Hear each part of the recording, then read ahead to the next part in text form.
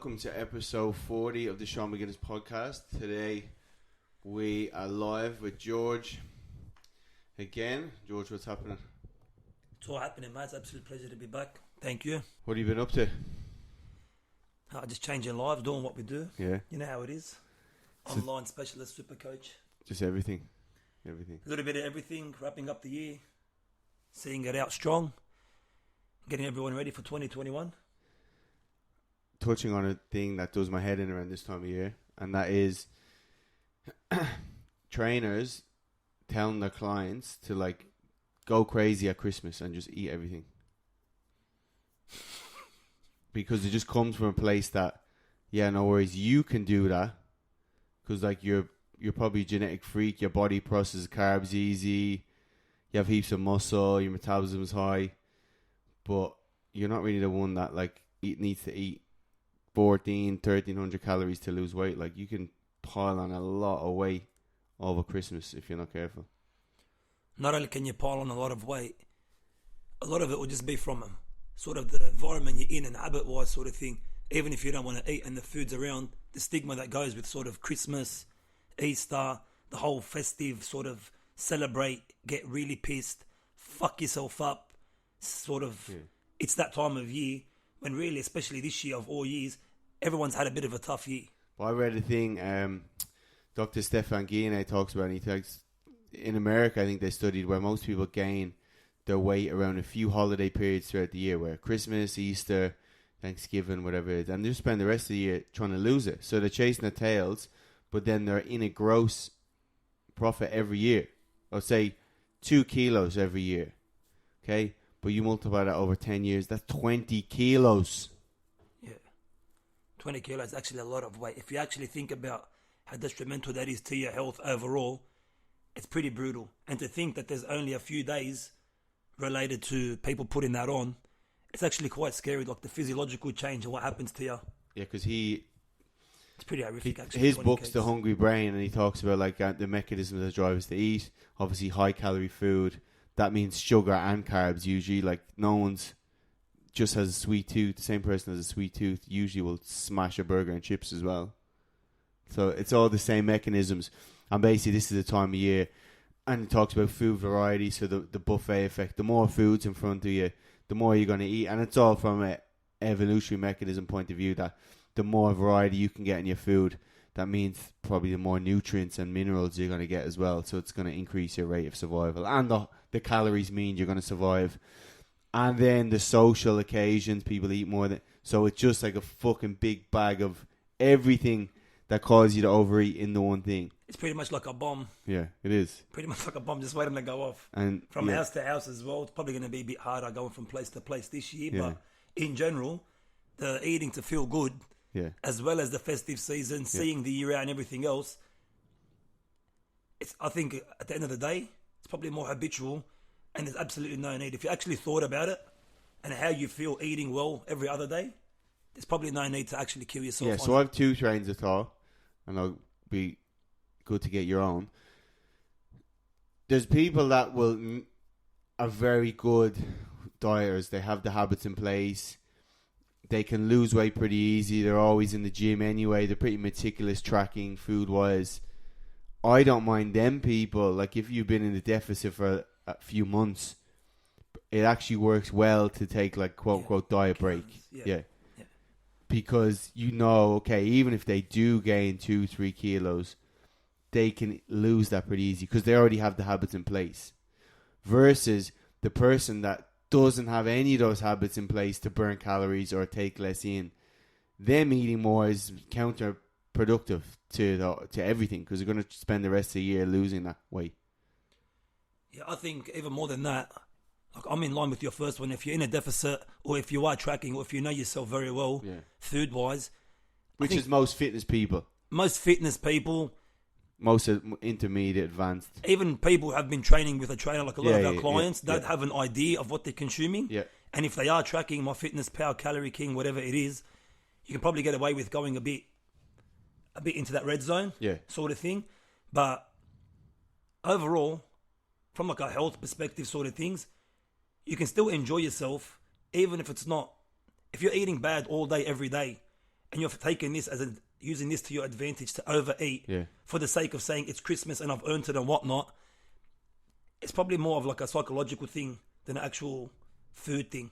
You're just using the food the same way someone would use alcohol and the rest of it. Sort of thing. Yeah, you can't justify it. Yeah. And at the very least, those people who are the gym junkie, the fitness people, or the people who are tracking, even they'll know how counterproductive it is. If they're going to consume 5,000 calories, you're going to feel like shit, whether it's Christmas, Easter, or your birthday.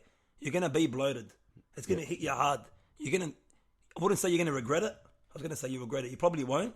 But you'll definitely know if you are eating in a deficit and clean and you're concerned or emphasize your health, you're probably going to know exactly. But people who have the habits in place, they will naturally go for a walk in the morning probably. They'll naturally probably go for a walk after they eat. Loads of people train on the days in between. They'll probably naturally consume more veggies. Yeah. Like subconsciously, those habits are in place to counteract those higher calorie periods. I think even for people that we train, or like people who have looked into it sort of thing, skipping breakfast sort of stuff when they're going to go big, not eating so late at night, having water, sort of help your digestion and be a bit fuller sort of thing. Those little hacks if you want to call them hacks, that we tell people to do sort of thing. Yeah. And with the habit thing, especially if they've been training for a while, post-COVID sort of thing, it'll make not only easier for them, but like you said, getting back to burning whatever you have to burn, it'll be a priority. Yeah. As opposed to saying, it's the holidays, I'm going to have 2 weeks off and I'm going to do absolutely nothing. I'm going to hope for sunny days and hopefully go to the beach and do nothing and get drunk and everything else. Time and place. If you're 20, you could probably get away with it. If you're 35 and you're thinking I'm going a bit too far and it's Christmas, there's no need to push that limit. Yeah, it's the same. People talk about like carbohydrates and diets where there's a stage where you get lean. You actually need a lot more carbohydrates, and it's kind of the case that the rich get richer and the poor get poorer. Some people physiologically can't handle a lot of foods. Their physiology's not working properly. So by you overeating, you're just going to you probably put yourself back a few months compared to that person who's like, as I say, metabolically flexible, where their body's pretty good at going between carbs and fats and probably storing those carbs where they're supposed to and partitioning more towards muscle. Their physiology's in a better place to take on all that, the high calorie food. Definitely heaps more accustomed to it. If they're training full time, you'll be a lot more adaptive to it. But even less than just like the carbs or the calories sort of thing, from a health perspective in general, overall, if you're going to be bloated, it's going to run amok on your metabolism and your digestion and everything else. You can enjoy yourself, but just pick and choose. And this is not us saying track your calories on Christmas Day at all, but it's normally people have the all or nothing mindset that they're going to go, well, if I'm going for it, I might as well fucking go for it. And then you're just fucking, the wheels are going to fall off big time. So it's what my clients already know. They tell me this. George's the same. On the days in between, they're just going to eat probably normal and obviously then enjoy it. Like you could still have, you can still probably have a 3,000-4,000 calorie Christmas day, whatever it is, if you're talking in calories. But you're just on the days in between, you're just getting more active. You probably just get more veggies and meats. You might skip a meal. Christmas Day, lunch, you might be your only meal and drinks. So it's saying the days in between, you can just eat normally and then obviously enjoy the main days. But you know what? Just going on what you said, how you can have a 4,000 calorie day and then cut it back the next day or the day before and whatnot. Because it's Christmas, that's like telling somebody, go spend all the cash in your bank account, blow it all online, buy whatever you want for everyone, just get rid of it, deal with it when the time comes. But no one does that with money. Yeah. No one thinks about it. It's like, on my finances, I'm going to check my bank account.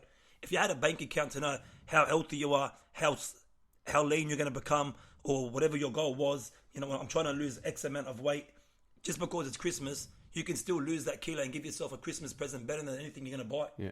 Same sort of thing, you know what I mean? Because no one spends all their money and they know, I've got X amount in my bank. No one goes to work, I'm going to do whatever I want.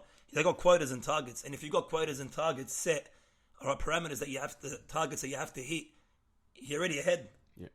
So the point is, don't justify it, because humans are brilliant at justifying stuff they want to do, even if it's wrong. Look at all the years before, and as much as people say, okay, 2 weeks won't do much damage, for someone that's their physiology is not in a good place, they're overweight, out of shape already, and they struggle to lose weight the rest of the year, yeah, you can do a bit of damage. Yeah, of course you can. Like, to gain half a kilo, you need to eat 3,500 calories over your maintenance.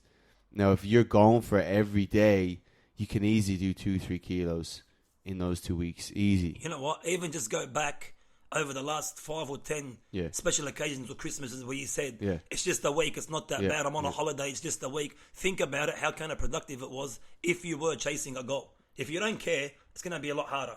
Right? If you're freestyling, you're like, I don't really give a fuck about whatever, and you're going to do whatever, it's going to be a lot harder. But if you got a target to hit, and you know, I've been doing X amount of work for 3 months, 6 months, I've lost weight, people are complimenting me, I feel good, I wake up easier, I go to sleep better, and all of a sudden, for 2 weeks, I'm going to put you back 3 months maybe, because you've been overly reckless, and you've done that for the last 10 years, it's probably time to say enough's enough. Yeah. And just snap out of it. Yeah, there's always going to be something coming up. Easter, your holidays. If you're the type of person, basically, that justifies, I'm going to get back on my diet after, you have failed. Miserable failure. It's like New Year's. Yeah. The New Year resolution, scrap that shit. You're just doing it all year round. It's New Year solutions. Yeah. You got to change your habits. Like, New Year resolutions don't work, just like Mondays don't work, in the same way that your mind knows TGIF. We're going to get drunk this afternoon. We're going to have drinks. We're going to do whatever. It's more habitual than anything. Yeah. People are trying to change it because this is what I feel like doing. It's not how it works. Yeah, so like cognitive dissonance is basically if you have you view yourself in a way like, I'm going to try to lose weight, I'm motivated to do it. But then something like this comes up, or even, as you said, it could be a Friday night or Saturday night. Now those two things are in conflict. The motivated thing is in conflict with you want to go get off your head drunk and eat all the calories. Well, what do you need to do? Well, you need to justify in a way that makes sense to your brain, because your brain has a bit of a dilemma. It's in conflict. So then that's when you'll use an excuse or a justification, a rationalization to be able to do that. So just be aware of that bias. Yeah, also as well on that, if you're spent the last 15 Fridays having those drinks and you think it's going to happen for me on this Monday, like, your mind's already programmed to get that. Yeah, you need to make sure A, you're out of that environment on that Friday, and B, you got to have a plan of attack for that Monday. Start on Sunday maybe, or Sunday night. Prep your food, sort of thing, in regards to calories, or just know, if I go to this cafe and I eat A, B, C every other day, don't go to that cafe. Get your coffee. Know what you're going to do, and just leave. Especially when it comes to the party season, you incorporate alcohol, you incorporate drugs, lack of sleep. It's. I think people have the fantasy that with fat loss, people that get success with fat loss, they're just like good all the time. Where it's not a romantic thought like that. It's the same stuff comes up in their lives. Like, okay, I have this thing on Friday, I'm gonna go, but what do I do to be able to fit that in and reach my goal? So it's not a case that someone trying to lose fat and then their whole weeks are perfect and every day is perfect and they don't have any social occasions on. You need to deal with real life, and how can you, I hate the word fucking balance, but how can you like fit that in, and what needs to work for you to fit that in? The same way as George said, if you're going to spend most of your money on Saturday night, well, you need to buy the pack of noodles Monday to Friday, and you need to rein it in a little bit, and then you can do that. And now you've got the best of both worlds. But I think people live in the fancy that it's going to be perfect, or people who lose fat don't have anything on. They have real lives too, responsibilities the exact same. I think with the real life aspect of it, if you should probably prep yourself knowing it's going to be a huge challenge.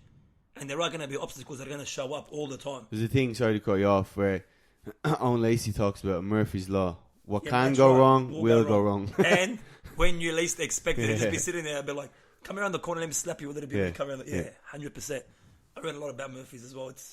But that's what you have to do. Yeah, but it's actually every single person, whoever you are listening to this, you've heard and you've experienced that Murphy's Law aspect of things. Yeah. When you least want things to happen and least expect them, they come out of nowhere. Going well, 30 sessions a week, COVID. Drop a bot, Gym's closed. Oh, they eat COVIDs. And then Say no more. he talks about the if then strategy. So like, if this happens, then I will do this. Not if X happens, I'll just call it quits and start again Monday, because there's always going to be something popping up. You always have to be flexible when you're going for something as well. Whatever goal it is, like if it's your business goal, it's your weight loss goal, whatever it is, there has to be an aspect of flexibility in it to accommodate for this kind of shit that pops up out of nowhere, because it's always going to pop up. And the more you've got going on in your life, you've got a family, you're a mother or a father, you've got heaps going on, emails, work, COVID dramas and the rest of it. People have got sacked. You've had to do 2 roles. It's never going to stop. So what I normally tell people is like, that's what we talked about last week. Your flexible approach to nutrition kind of takes the aspect where you're trying to be perfect or a perfectionist out of the equation, because that never lasts. Perfection's an illusion, man. It doesn't exist anywhere. Yeah. And when you get that range of, like, when you think this is perfect, there's more. It grows, like it just grows and it grows and it grows. It's more, always, to get better. You might lose your weight. You want to get healthier. You want to get fitter. Everything else, all plays a role. And also, especially into the new year, if you start ahead of time, probably going to be a lot more beneficial for you in that weight loss. Education's ultimately is key. I'm just checking my thing. I read it good.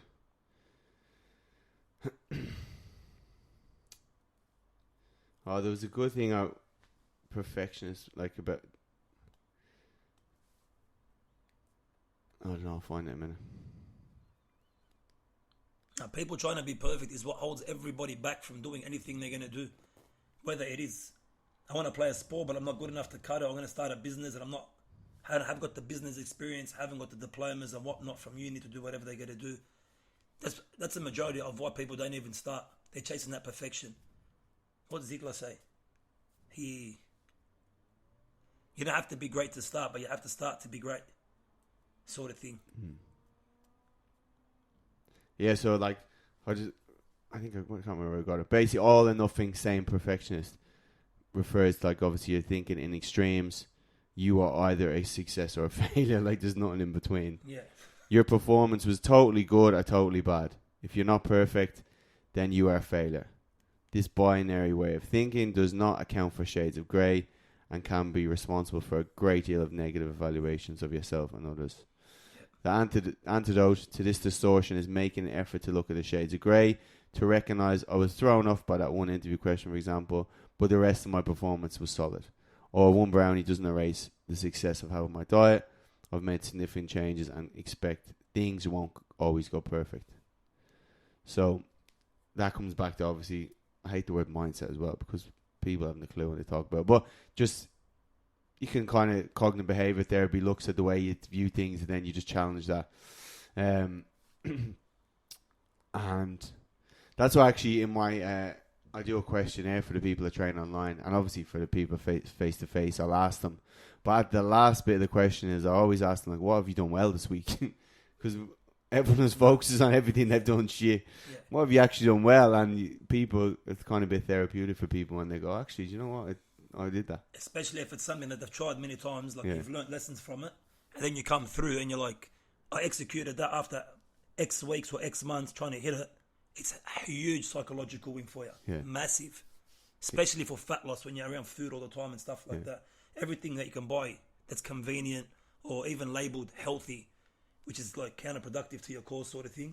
Cutting that shit out, huge wins. Especially if, we have a few questions here we're going to answer in a second, but especially if you may not have lost weight, and like we talked about before, it may just be a case that, like, your behaviours are not in line or congruent with you losing weight in that current moment. That's not to say you're not moving along a way of getting there, which is why it's important to look at those kind of non-scale victories and your habits. So, like, okay, I actually went to the gym 3 times this week. Perfect. I'm going to need to do that to obviously lose weight. So, yeah, have a look at your plan. When something's bad, there's always something good as well. So make sure you're focused on both aspects. And I think, just to expand on what you said, if you can get more of a habit change for 6 weeks and lose minimal weight, what's going to follow is going to be a lot better for you. Yeah. If you're used to eating really bad food and all of a sudden you're eating decent food, or you're very inactive, and then you get to a gym 3 days a week, 2 weight sessions, 2 cardio sessions, whatever, you went for a walk on the other days, that ultimately down the track is going to pretty much set the foundation for how you're going to skyrocket when you come time to put everything together. You're eating better, you're moving more, you're drinking water, you're sleeping better, you just start skyrocketing straight through. On that note, talking about losing weight, question, and I'm sure you eat this, you probably eat this every day, and most likely maybe from females, and that is, why can't I lose my belly or my thighs? Yeah, and I normally go, why can't I lose my stubborn belly or my stubborn thighs? Yeah. The hint is in the name. It's stubborn. Doesn't mean it's not going to come off, but it's going to be the last thing that comes off. So if you haven't lost it, you haven't been in a calorie deficit long enough to be able to lose it. And the same people go, oh, the fat comes off my collarbones quick and my face gets off quick. Yeah, just keep going. It will eventually go from those stubborn places. But that comes back to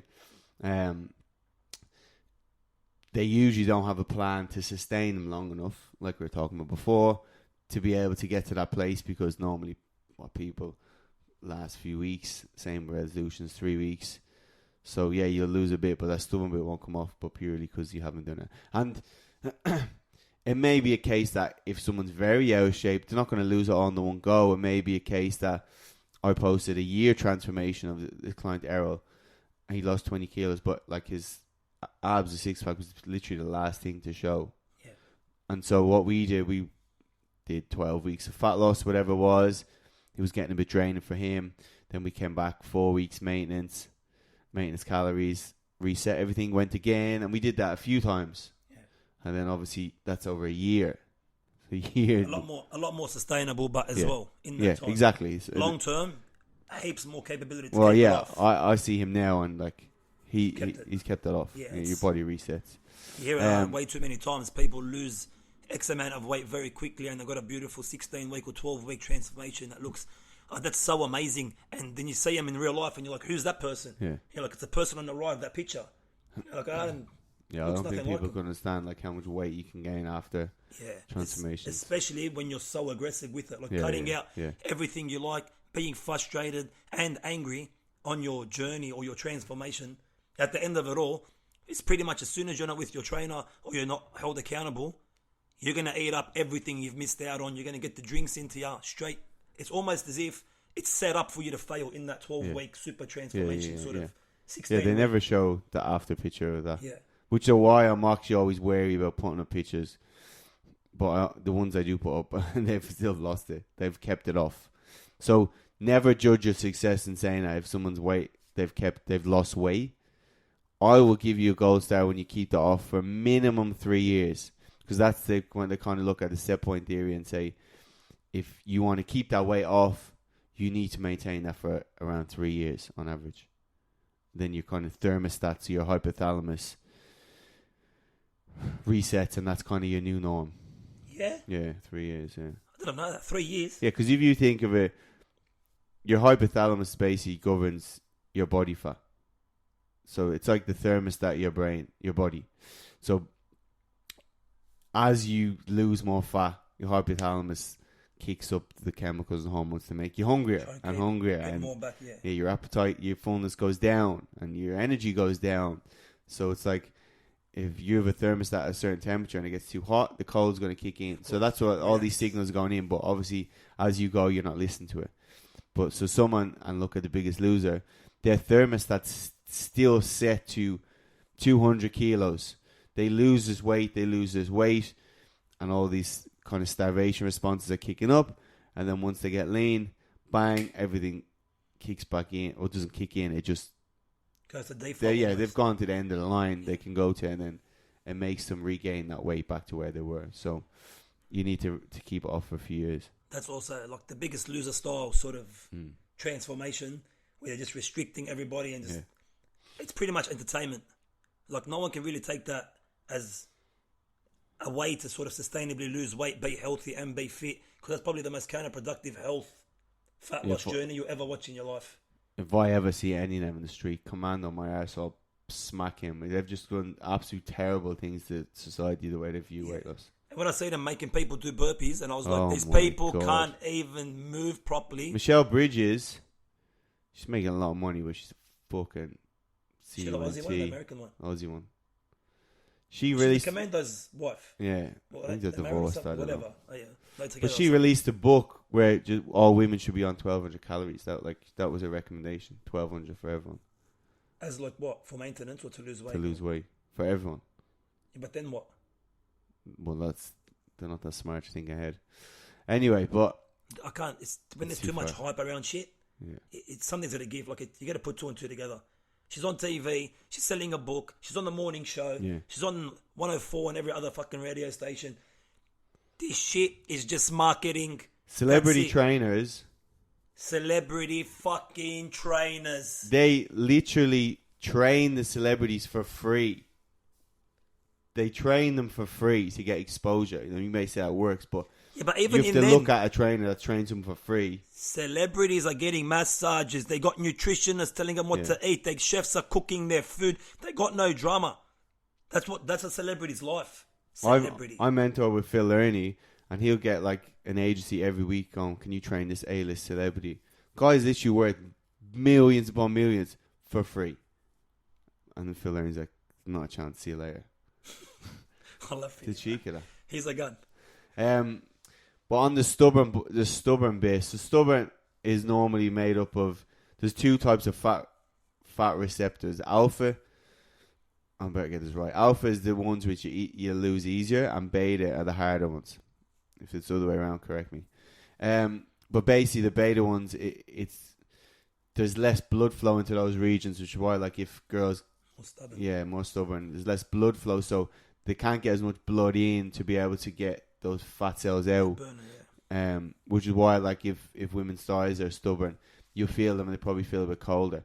So, although you cannot per se fat reduce one area, you can find ways of making sure you get more blood flow into those areas. So, Lyle McDonald has, like, he's a stubborn body fat protocol with the legs where you're just doing like heaps of he does sprints in his one, maybe like heaps of prowler work where you're getting lots of prowlers at the end of your leg session, get as much blood flow in, real high reps like leg extensions, like goblet squats, real as much as you can in. And then he uses for the sprint days, you do fasted with caffeine, and like you do, I can't remember the sprint protocol. Then you'll walk after, to burn the fat cells off. Yeah, so you kind of, but have a look at Lyle McDonald's on. But basically, trying to get more blood flow in, but focus on the first part of the equation. What I said is you need to create a sustainable plan, and this is like the probably 0.25% make a difference, but you have to enable yourself to do that with nutrition. And just know, based on what you said up front, stubborn. Yeah. It's going to take a while. The hardest thing is to complete of any project is the last 10-15% of anything you do. And stop doing sit-ups, please. Sit-ups. Please. Sit-ups, burpees, jumping lunges and jump squats and box jumps. Scrap them. Scrap them. That's it. Unless you're sports specific, there's no need for But that people shit. doing sit-ups to get the like abs. The abs, yeah. It's, And then they get up and feel their stomach. You still have the same amount of body fat. Stop feeling your stomach. when they grab their neck because they're cranking their neck and doing these ones, you're like... They took them out of the army tests in America because people were just doing the discs all the time. Anyway, let's not get to America. Let's not get into America. So based on that stubborn fat, all right, what about fat in general? Like someone's stopped losing weight, what are they doing wrong most of the time? Yeah, then obviously someone may have gone to a deficit. Their body, like we're saying, the hypothalamus kicks up, and then that's just your new norm. So you've hit a plateau for whatever that's just supposed to happen. You're not just supposed to lose it real easy. So you're not in a calorie deficit anymore because your energy output and energy input has adjusted to make that your new maintenance. Okay, so what you need to do is obviously get yourself back into a little bit more of a deficit from that point, and you can do that either by burning a bit more calories or taking in a bit less. Most people in general prefer to burn a little bit more. So that's why it's important to not start out all guns blazing, as in you're training every day, you're doing 15,000 steps with everything, because then when you hit a plateau, you've nowhere to go, you've no cards to play left.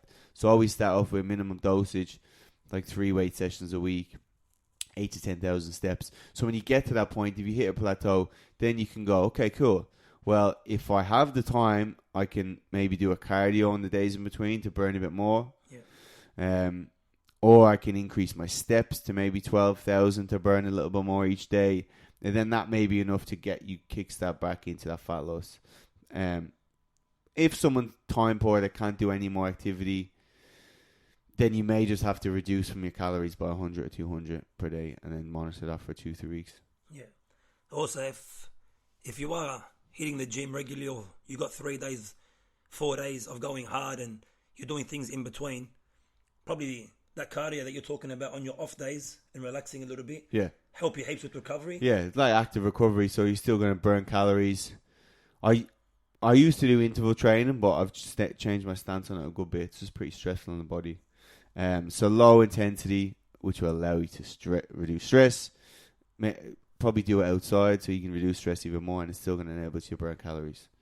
So kill a few birds with 2 stones. Yeah. 1 stone is one. Sounds good. Yeah. What about the other side of that coin? If people have been training for a while and none of them have stopped losing weight, what if they're gaining weight? So if they're training, they're gaining weight? They've been training for a few months and all of a sudden they're putting a bit of weight on. This is funny actually, because like we were talking about justification before, can happen the same way when people start training. They need to be careful. Oh, no, I had a hard session today. I can have that bit of cake. Oh, nah. Can you have the champagne, Sean? Yeah. I had a tough session yesterday. I deserve that. Like, that's fine. So people they're not aware that they're probably not burning that many calories when they do train, and now they've just taken twice as much in because they're trying to justify it. Now you're gaining weight. That is a very, very common. And there's actually, it always happens, people get cocky, and so they get a few weeks, they lose weight, and then they start to go away from the habits that have actually got them there. And I train a few girls together, and Sharni's one of them. And she would always go well, and then a few weeks in, a few of the girls in the group go, Sharni, you're looking very good, like, fuck, fair play to you. And then that's when she'd use that as a justification to go, yeah, I can have a bit more of that. I don't have to track this. Yeah. Bit more of that. You know what? It's crazy because I was just thinking, as soon as you started with that answer, I was thinking complacency probably plays the biggest role for people, especially if you're new to training, to think that I've done a hard session, I must have burnt 900 or 1,200 calories because my watch said it, or the screen on the equipment you're using at the gym said it. And a lot of people tell you that you'll come across Insta and YouTube, do you want to burn 900 calories? Do this cardio. If you're burning 900 calories at the gym, you're going to be burning a couple of hundred more after you leave the gym. It's going to keep going. You would be shredded if you were losing what these people are telling you to lose. Also, to go with that, you might think, I'm going to have something healthy. It's still got 500-600 calories. It's still going to hold heaps of fluid. You're still going to probably not only put on weight, but look a bit bulkier or look a bit more like you're holding fluid sort of thing. If you had a high carb meal, you can't really judge every single day. It's an ongoing thing. It's more of a process. Yeah. And what sort can of like happen, an event. Also, like, I think they've seen it more with real high intensity work where you're absolutely killing yourself. Like what you were saying, those sessions where people are promising you're burning a lot of calories, and maybe like those group training where they're absolutely killing you to the max. Well, if you, for the first week, say you've done that, you put yourself in a bit of a deficit, you're losing a bit of weight. What can happen is when you're killing yourself so much, probably stressed as well on top of that, your body starts to get a bit more lethargic, so you'll actually move around less during the day. So you might burn more in that session, but you'll burn less throughout the day, so they both cancel each other out, and now you're going to justify eating more food on top of that. Now you're in a gross profit and you're gaining weight. Yeah. It's a vicious cycle. Yeah. It's a vicious cycle. You have to be careful. More isn't always better. Justification is the enemy for a lot of people, so beware of those traits, and never go to YouTube for fitness advice unless it's like there's a handful of people. There's literally a handful. Yeah, a handful. that are actually like... Lane Norton's one's good. Mike Israetel. Lon McDonald. I'm just thinking people have YouTube. Renaissance Periodization. They actually had that guy on, Ethan. It was the guy from Remember the Titans. He's the really big guy. Remember the Titans? Denzel movie? No, the American football movie. He was the guy in the bathroom who was singing. Ain't no mountain, huh? They quit your day job, bro. Yeah. But I don't know what you're talking about. Ethan Supple. What, is a nutritionist or something from... He got a real... It was good to see a celebrity finally getting a good coach. So he got like Mike Israetel or Mike Israetel's like right-hand man to coach him. And he looks incredible. Remember, see this guy? Oh, I saw him. Yeah. He's from American History X as well, the big guy from American History.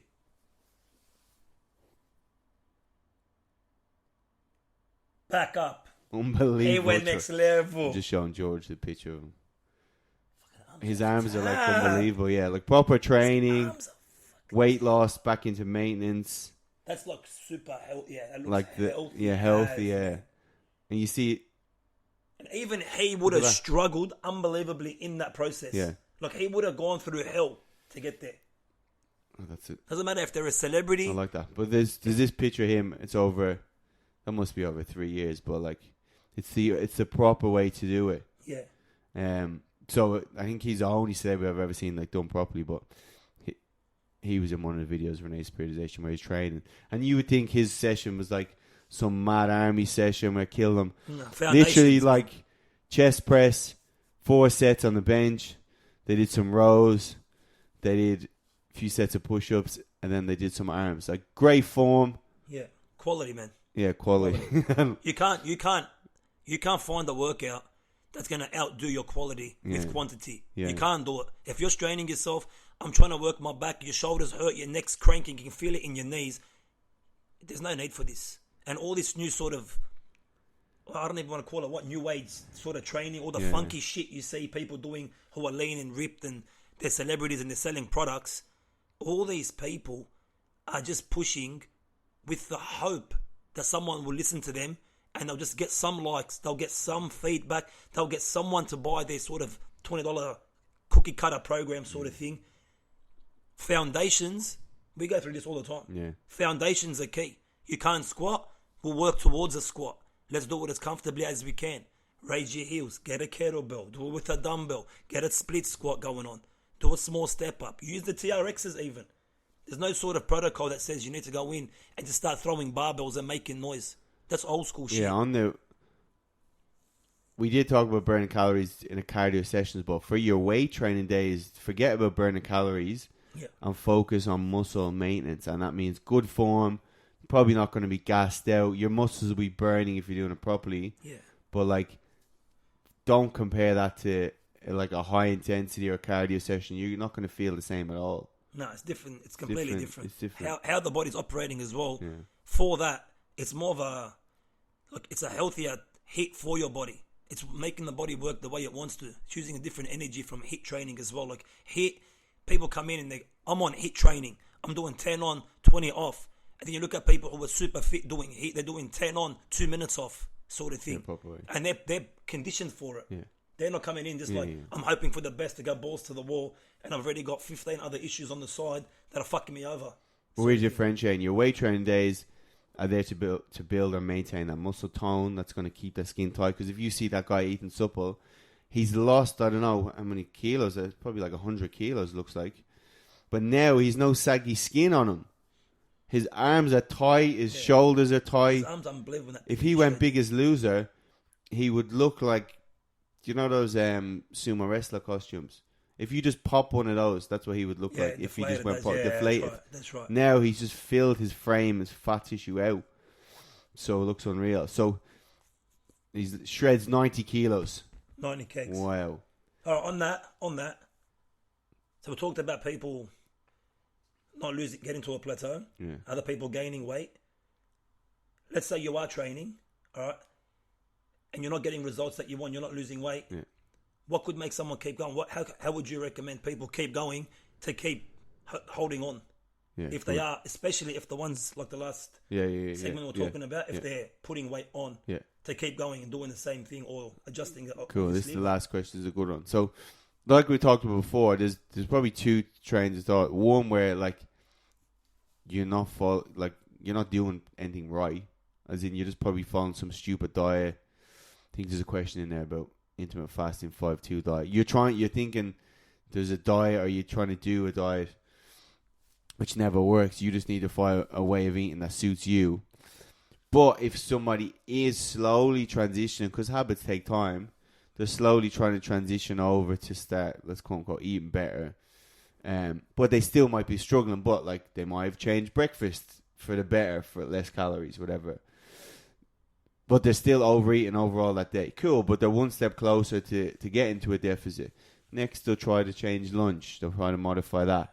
They might be trying to replace that binge eating behavior with something else. But again, still overall, they're not eating less calories. Cool, they will be in the future. They're starting to increase their activity. All these things that are leading towards you being a calorie deficit and losing weight. If that's the case, then you kind of need to look at other non-scale victories for the time being. Because if you just focus on the outcome where your process isn't there, it's not aligned, those stars aren't aligned at the time being. So look at non-scale victories like we talked about before, like on Instagram. It could be your resting heart rate. As you get fitter, your resting heart rate is going to decrease. That means your heart has to do less, which obviously means probably going to decrease the likelihood you're going to die in the next few years. Blood pressure is going to come down. I like people getting blood tests before they start off, because that's just a brilliant way of seeing like your health markers. Everything will improve. Even if you don't lose drastic amount of weight, by simply just doing a little bit, those stuff will improve. All the markers of inflammation. You can look, obviously, your performance in the gym. The weights are going up. You're getting fitter. You can look at your sleep, your energy, your libido, your digestion. You're not bloated anymore. Or like basically how well you function throughout the day. You're not getting blood sugar crashes. Your cravings are less. That means you're on the right track. So you need to focus on that stuff. Tick all those boxes off, and then you'll get to the place where you're going to lose weight. If you're unsure, obviously get advice from someone to make sure to tell you you're on track. But when I have people at the start, they're coming to me expecting transformation. Well, you're not in any place for transformation, because the habits, you don't have those habits there. So while we're slowly layering those habits on, and I might go, okay, Sarah, for this week, I just want you, for these few weeks, just want you to focus on getting that 3 sessions in. Once we do that, we'll focus on something else. And so on and so on. I think if you're new to training as well, thinking I need to do 6 sessions, or I need to change my breakfast, lunch and dinner, cut all my snacks out, you're going to crash quicker than you even started. Very, very quick. Just starting is probably the biggest success you've had in a long time. If you got through a week with a coach, like let's say I have one of our clients, monitoring their food, still eating a bit of what they enjoyed, still had the banana bread for breakfast, but knew what to eat for lunch and dinner, sort of thing, like we guide them through what they need to eat.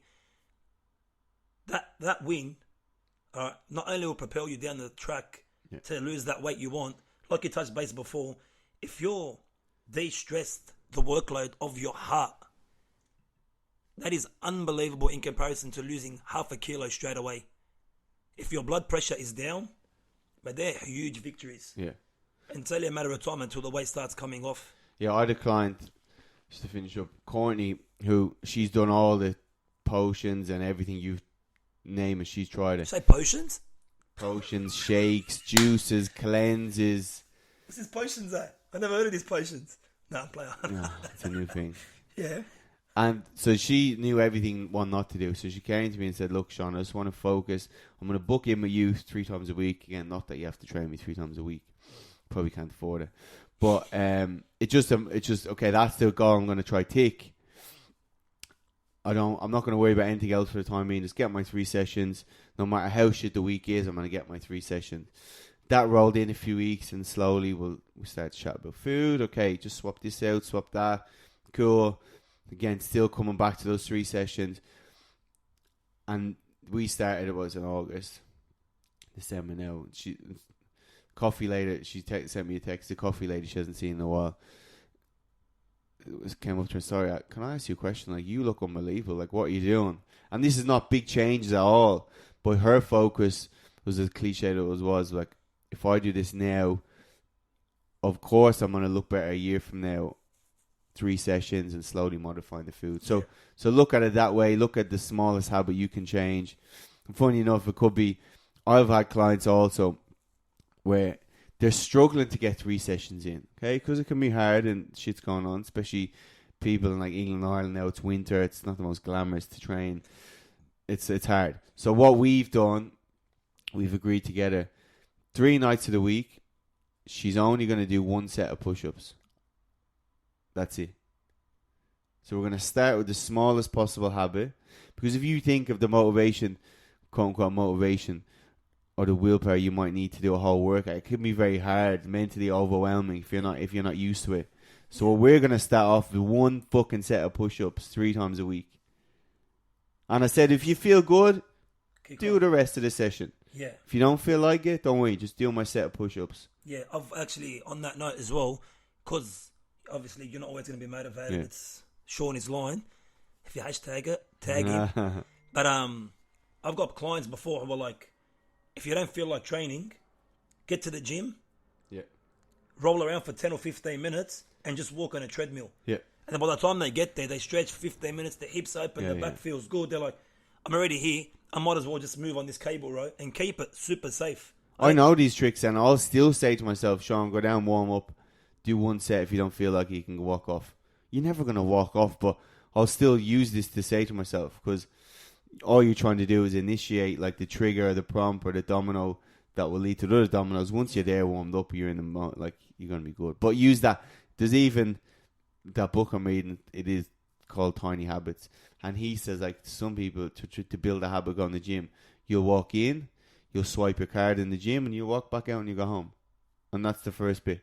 Next swipe in, go down, walk on the treadmill for 5 minutes, or put your shoes on, walk out, whatever it is. It's pretty good building blocks. Yeah, that's all you're trying to do. And when this girl Courtney works in retail, so this time of year is an absolute shit show. Yeah, because humans are fucking idiots. And so this is the most stressful time. But now she's got to a stage where people are actually shocked she's trained.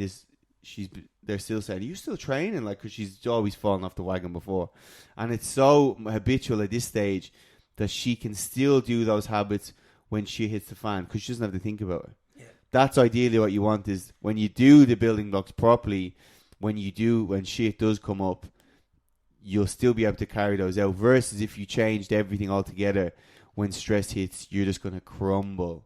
Yeah, and consistency in those habits. Look, you can set those building blocks, but consistency over time is ultimately what's going to put it at the forefront, because your old habits are going to stay there. Yeah. They're always going to be there. If you had bad habits before, you haven't picked them out of your brain and thrown them away. They're there. But all the new habits that you've created, how you're feeling, doing all the new good things for yourself, has to be consistent. You have to keep going. Like you're saying, little things. Yeah. 5% diet, 5% training, 5% lifestyle. Cut out 5% of the drinking. That's already at 20%. Yeah. Then the next 5%, 25%. Even trying to read this book, like I was struggling in a rut to read books for a while. I always buy them in the same way, like you buy a plan. You just go, can't wait to read this on the desk. You never read it. Yeah, But so I've said to myself, okay, what's the smallest habit I can do easily? I can read at least 4 pages a day.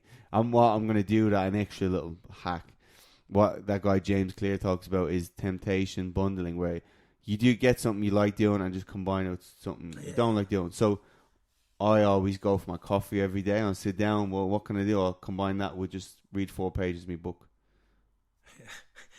Actually, it's funny you said that, because I'm reading a book. I'm the same. Yeah. I'll blast for the first 50 pages. That's it. Then I read 30. Yeah. I'm like, 200 left. Yeah. Good luck. Best of luck to this book. It's getting dust. Yeah. So I just said to myself, all right, I know what to do. Before I leave, I'll read 2 pages. I'll get home, I'll read 2 pages straight away. If I get home and I'm feeling the book, I'll probably read 10. Yeah. But I can't get to 40 or 50. Yeah. It's not who I am. No. And I'm like, you know what, if I get to 10 and I feel good tomorrow and I do the same thing and I get to 12, and I'm like, I'll get to 15. How much is in this chapter? I can do a chapter tomorrow. I'll do 20 pages or whatever it is, sort of thing. Build on. I've got a 400-page book at home. I'm on page 140. I probably read the first 60 pages a month ago. And the rest of it over the last 2 weeks. Just the key, just like a weight loss, you're not focusing on the rest of the pages that's in the book, all you're focusing on is just reading 2 pages. Right, yeah, that's right. Don't worry about the rest, how far it takes you. Just read the 2 pages. Yeah. That's it. Focus on that breakfast. That's it. Focus on the steps. Walk. Just take the long way. If you're going to walk somewhere, go the long way. Yeah. Take some stairs. All of it adds up. You'll be surprised, actually. Even sometimes I look at my phone, and I'm like, 18,000 steps. I'm like, I feel like I've done fuck all today. Yeah. Where'd I get 18,000 from? You walk up the stairs, down the stairs, you walk around the block, you walk around Westfields, you come in, you walk a couple of thousand steps at the gym. Next thing I know, I'm like, you know what? I'm going to go eat a cake. So focus on the behaviors, because everyone's talking about calorie deficits and you need to do this, but it's pointless just telling someone. You're like, what is the practicality and tools I need to do this? And that is like the behavior approach. Yeah.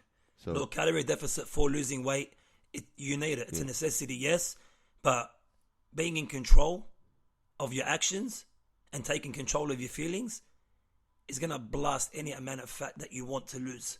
It's just going to be long-term, sustainable, enjoying yourself in the process as well. Calorie deficit is like the how, but then you need to ask yourself, how do I do that bit? That's when you come back to looking at habits, behaviors, and all this kind of stuff. And I think you're going to have to want to lose weight. Like if you're just doing it because you feel like it's the right thing to do and I want to lose a kilo and I think that'd be cool and you're just sort of interested in it, it's going to be a lot harder and you need to know why you want to do it. If you know, I'm going to lose 5 kilos, I'm going to feel a lot better, I'm going to be a lot more energetic, it's good for my kids, it's good for my partner, it's going to be good for my life, you're single, you lose 5 kilos, your confidence goes up, I think it's probably a lot more beneficial for you than just focusing on how quick am I going to lose 1 kilo. Yeah, even in that book, fucking selling this book from, you need a combination of like motivation, but then you need your approach. Like you need to have both together. Like there's no point just being motivated. What's that guy? He goes, the famous American football guy that has all the quotes.